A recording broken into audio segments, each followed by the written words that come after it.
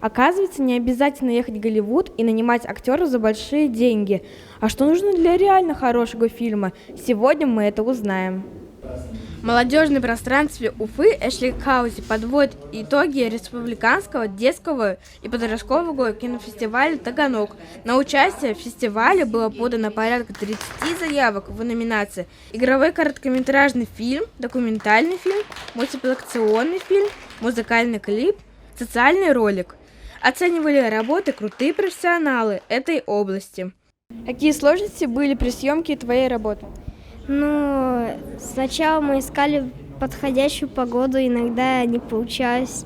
Неудачные дубли были очень много. Расскажи про свою работу.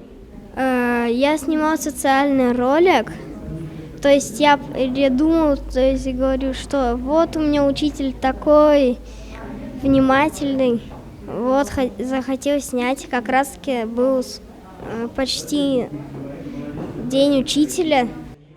Республиканский детский и подростковый кинофестиваль «Таганок» вывел целый список начинающих кинематографистов, чьи таланты оценивали уже состоявшиеся метры киноискусства. Они посмотрели каждую работу и познакомили ребят с профессиональными лайфхаками.